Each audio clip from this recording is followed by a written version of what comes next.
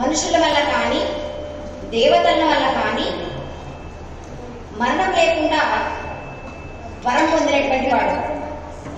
ఈ వరం వల్ల ఏమైందంటే విపరీతమైనటువంటి దురహంకారం పెరిగిపోయింది. మనలో కూడా ఉంటాయి కొన్ని అంతర్గత శత్రువులని చెప్పాను చాలాసార్లు.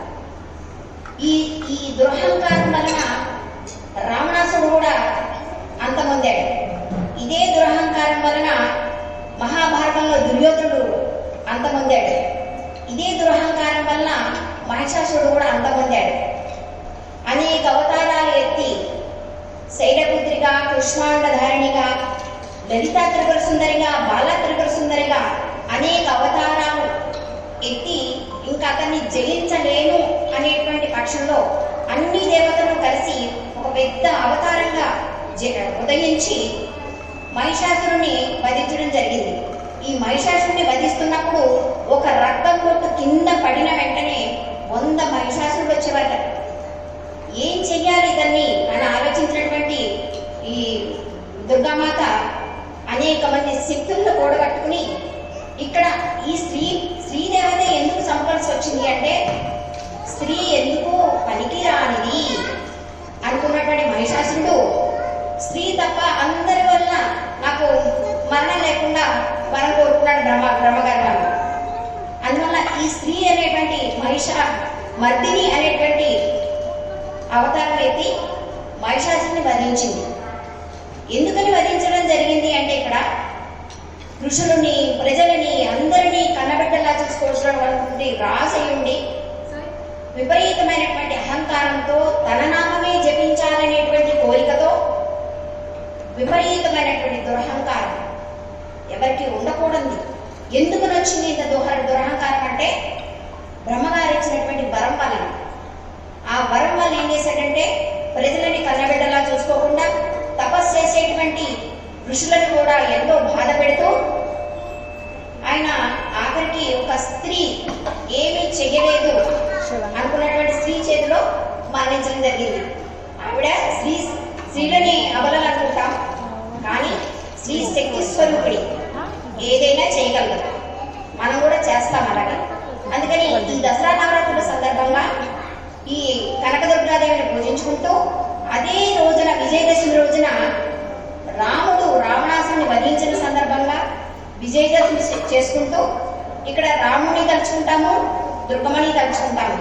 అలాంటిది చాలా మంచి ఈ 10 రోజులు కూడా మంచి రోజులుగా తలుచుకుని దేవీ దేవతలను పూజించుకుంటూ మంచి లక్షణాలతో ఉండాలని కోరుకుంటూ, అలాగే ఈ 10వ రోజు అయినటువంటి విజయదశమి రోజున ఆయుధ పూజ కూడా చేస్తాము.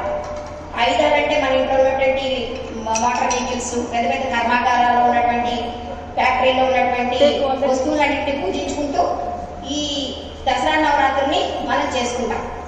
ఈ మహిషాసురుడు అనేటువంటి వాడిని ఆవిడ మర్దించింది కాబట్టి, చంపేసింది కాబట్టి ఈ 10 రోజులు కూడా మనం దసరా నవరాత్రులుగా చేసుకున్నాం. నవరాత్రి అంటే 9 రోజులు రాత్రి ఉండేటువంటిది, 9 రాత్రులు నిండేటువంటిది. అందుకని ఈ సందర్భంగా ఆ తల్లిని తలుచుకుంటూ నేను చిన్న పాట, ఎవరు భయపడకండి, ఎందుకంటే ప్రతి వ్యక్తికి కూడా తల్లి అమ్మ దయ ఉంటే అన్నీ ఉన్నట్లే. ఆ తల్లి దయ ఉంటే, ఆ లలితా త్రిపుర సుందరి దయ ఉంటే అన్నీ ఉన్నట్లే అంటారు. కుల మత వర్గ విచక్షణ ఏమీ లేదు ఇక్కడ. తల్లి దయ, అమ్మ అంతే. నీదు దివ్య చరణములను నమ్మితి నిదాసురాలను బ్రోవావి అమ్మని. నీదు దివ్య చరణములను నమ్మితి నిదాసురాలను బ్రోవావి అమ్మని. ఆదరించి బ్రోవ సమయమేప్పుడు, ఆదరించి బ్రోవ సమయమేప్పుడు, వేదపురిని వెలసిన త్రిపురాంబికే నీ సరి నిద పమ పాద మగరిస సరి నిస మగమ పద నిస నిసరి గామ గరి సరి నిరిసా సనిద పదని. నీదు దివ్య చరణములను నమ్మితి నిదాసురాలను బ్రోవావి అమ్మని. తామసము సాయకనునాదు తాపములను తీర్చవమ్మ శంకరి. భూమిలోన నీ సమానమెవరు, భూమిలోన నీ సమానమెవరు, వేదపురిని వెలసిన త్రిపురాంబికే నీ సరి నిద పమ పాద మగరిస సరి నిస మగమ పద నిస నిసరి గామ గరి సరి నిరిసా సనిద పదని. నీదు దివ్య చరణములను నమ్మితి నిదాసురాలను బ్రోవ